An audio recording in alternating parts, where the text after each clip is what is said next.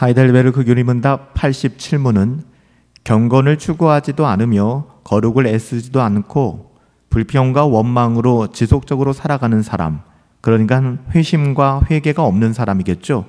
이런 사람들도 구원을 받을 수 있습니까? 라고 묻고 있습니다. 결코 구원을 받을 수 없습니다. 구원받지 못하죠. 이런 삶은 구원의 열매가 전혀 없기 때문에 그들의 구원을 확증하여 말할 수 없는 것입니다. 성경에서는 부정한 자, 우상 숭배자, 간음한 자, 도적질하는 자, 탐욕스러운 자, 술 취한 자, 중상모략하는 자, 강도짓 하는 자와 같은 사람들은 모두 다 하나님 나라를 유업으로 받을 수 없다라고 분명히 말씀하고 있습니다. 선행과 경건한 삶은 거듭남, 중생의 열매입니다. 그러니까 중생한 사람은, 하나님의 자녀들은 반드시 이러한 열매를 맺게 된다는 것이죠. 이것은 구원의 은혜에 대한 하나님께 감사하는 삶이기도 하며 구원을 가져다주는 진정한 믿음의 증거이기도 합니다. 따라서 믿음이 있다고는 하지만, 말로는 그렇게 이야기하지만 이러한 삶의 열매가 나타나지 않는 것은 자기 자신을 속이는 것이며 거짓말하는 자가 되는 것입니다. 경건하지 못한 삶을 살고 있다는 것은 육신의 열매의 증거입니다. 하나님께 감사하지 않는 것이며 더 나아가서는 불신앙의 증거, 불신앙의 표지가 되는 것이죠. 교회 안에 있으면서도 드러나게 되는 죄를 지는 사람들이 있어요. 불결한 행동과 말로써 하나님의 계명을 어기는 사람들인데요. 부정한 자에 해당합니다. 우상 숭배적인 자들은 하나님보다 다른 것들을 더 사랑하는 사람들로서 돈이나 먹고 마시는 것, 세상에 썩어질 그 어떠함을 하나님보다 더 사랑하는 사람들이죠. 간음하는 사람들은 결혼의 서약을 어기고 침상을 더럽히는 사람들입니다. 도둑질하는 자들이란 다른 사람들의 소유를 은밀하게 취하는 그런 자들을 말합니다.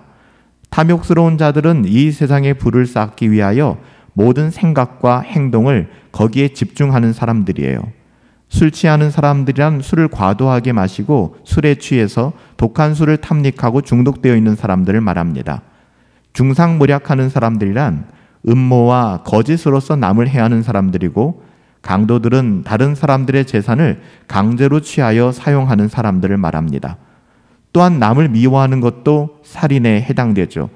이러한 죄들에 대하여 사도 바울은 하나님 나라의 유업을 얻지 못하는 자다, 그런 죄다라고 갈라디아서 5장 21절에 확언하여 말하고 있습니다. 또한 사도 요한은 둘째 사망에 해당하는 죄를 지은 자들이다 라고 말했는데요. 이러한 죄들 가운데 생활하는 사람들은 결코 구원이 있을 수 없다, 구원받은 하나님의 자녀들의 삶이 아니기에 구원을 증명할 수 없다라고 이야기하는 것이죠. 우리는 선행으로 구원을 받는 것은 결코 아닙니다. 믿음으로 구원을 받죠. 그 믿음에는 반드시 순종하는 것이 동반되어지는 것이고, 이것은 선행으로 열매 맺게 되어져 있는 것입니다. 분리될 수 없는 것이죠. 따라서 진정한 믿음은 경건한 대화와 삶을 가져다 줍니다. 하나님의 자녀들은 그렇게 살아가야 합니다. 세상에 물든 언어와 세상의 가치를 가지고 살아가서는 안 되죠. 하나님께서 죄인인 우리를 용서하시고 은혜를 베푸시는 것은 과거의 죄된 삶을 계속해서 살아도 된다라고 말씀하시는 것이 절대 아닙니다. 하나님의 거룩함에 합당한 거룩한 삶을 살게 하시려는 거예요. 그래서 우리를 구원하신 것이죠. 따라서 믿음이 있고 은혜 아래 있다고 하면서 악한 일을 반복하여 하고 지속하는 자, 회개하지 않는 사람은 구원받은 사람이 아니며 이 세상에 속한 사람들이지 하나님께 속한 사람이 아니다 라고 성경은 단호하게 말하고 있습니다. 특별히 믿음이 있는 척하면서 그들의 악한 행위로 그리스도의 이름을 불명예스럽게 한 사람들은 더욱 큰 하나님의 심판을 받게 된다라고 말씀하고 있습니다. 여러분, 가장 중요한 것은 회개하는 것입니다. 회심을 통하여 회개하고 돌아오는 거예요. 회개하지 않는 사람에게는 구원이 있을 수 없습니다. 그러나 중생의 역사로 인하여 과거의 죄된 삶이 수치스러워지고 그 죄에서 떠나 회개하고 하나님께 나오는 사람들은 누구든지 구원에 이르게 됩니다. 그리고 이들은 성령께 이끌려 중생의 역사를 경험하게 되고 경건을 추구하며 거룩한 삶을 살아가게 되는 것입니다.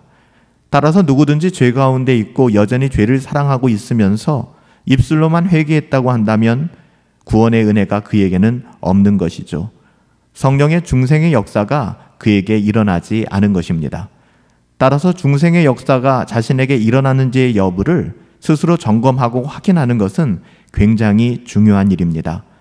성령의 역사로 자신의 죄를 보게 되고 죄의 심각성을 깨달아야만 합니다. 그리고 죄에서 떠나 하나님께로 돌아와야 하며 하나님을 섬겨야만 합니다. 이것이 경건을 추구하는 것이요, 거룩한 삶을 애쓰는 것이죠. 거룩함이 없이는 아무도 하나님을 볼 수가 없습니다. 이것은 오직 죄 없는 자가 구원을 받는다는 뜻은 아니에요. 신자들도 때로는 심각한 죄에 빠지기도 합니다. 다윗이 그랬던 것처럼.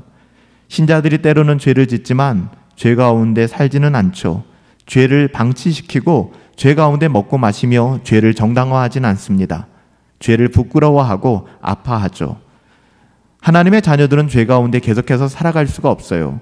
하나님의 은혜를 통하여 회개하는 가운데 주님께로 돌아오게 되어 있어요. 주님을 사랑하기 때문에, 주님을 경외하기 때문에.